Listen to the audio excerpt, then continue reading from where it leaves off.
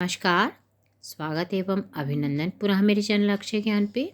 आज मैं बहुत ही प्यारा सा प्रकरण कहानी लेकर उपस्थित हूँ। कहानी सुनना सभी बच्चों को बहुत पसंद होता है।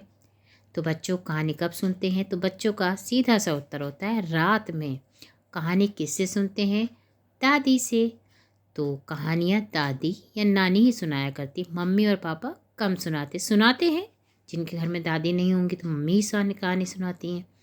तो बच्चों को कहानी सुनना बहुत पसंद है। कहानी हमें ऐसी सुनानी चाहिए जो मोटिवेशनल हो, प्रेरणादायक हो, कुछ सीखना यानी सीख उससे मिले, कुछ व्यवहारिक जीवन से संबंधित हो। तो कहानी हमेशा ऐसी चुनिए जो व्यवहारिक जीवन से संबंधित भी हो, प्रेरणादायक भी हो। तो आज ऐसी एक छोटी सी कहानी लेकर उपस्थित हूँ। कहानी का शीर्षक खरगोश और हाथी है। तो हम बच्चों से पहले पूछें कि खरगोश का रंग कैसा होता है, खरगोश कितना बड़ा होता है और हाथी कैसा होता है, हाथी का रंग कैसा होता है।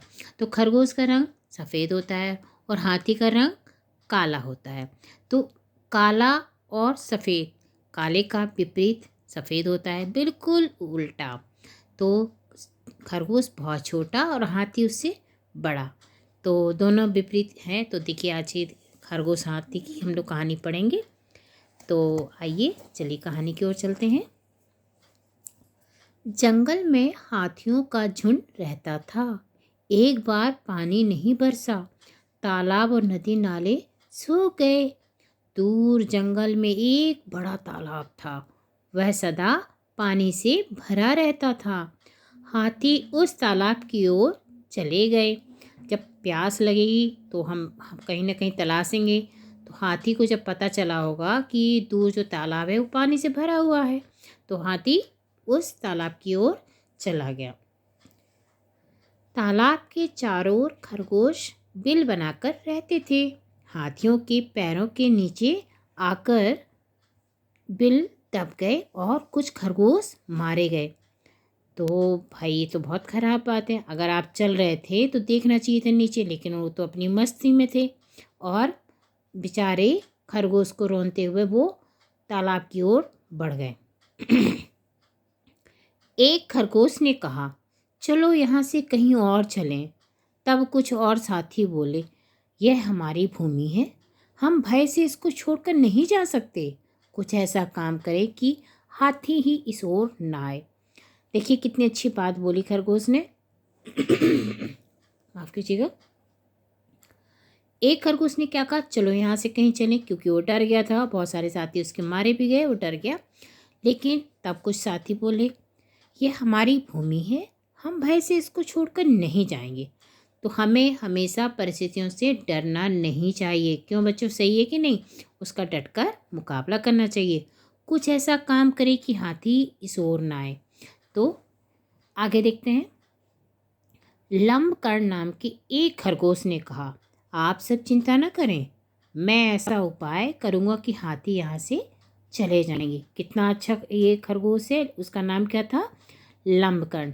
तो बीच बीच में बच्चों से प्रश्न करने चाहिए कि जो खरगोश था उसका क्या नाम था जिसने कहा कि एक उपाय हम करेंगे, आप चिंता न करो। दूसरे दिन शाम को जब हाथी तालाब के पास आए तो लंबकर्ण ने ऊंची आवाज में कहा, अरे हाथियों, इस तालाब के स्वामी चंद्रमा हैं, वह तुमसे बहुत नाराज है। आज से तुम इस तालाब पर मत आना, उसने जोर जोर से कहा। तो हाथियों के राजा ने कहा, चंद्रमा हमसे क्यों नाराज है? वे यहाँ कहाँ हैं? भाई हाथियों के राजा ने कहा, उनसे पूछा जो उसमें से होगा। लंबकर्ण बोला, तुम्हारे पैरों से दबकर बहुत से खरगोश मारे गए हैं, वे सब चंद्रमा की प्रजा हैं, इसलिए चंद्रदेव तुमसे नाराज हैं।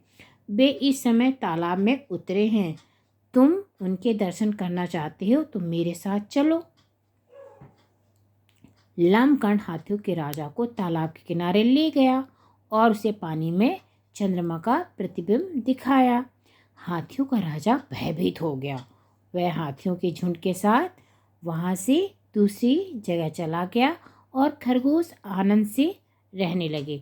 तो देखिए कितनी अच्छी प्रेरणादायक कहानी है कि खरगोश ने अपनी बुद्धिमत्ता के साथ में हाथी, इतने बड़े बड़े हाथियों को मूर्ख बनाया, उनको उनका रास्ता वहाँ से हटा दिया और अपने साथियों की भी उसने जो सोच थी उसको बदला कि हमें भयभीत नहीं होना चाहिए परिस्थिति से, उसका डटकर मुकाबला करना चाहिए।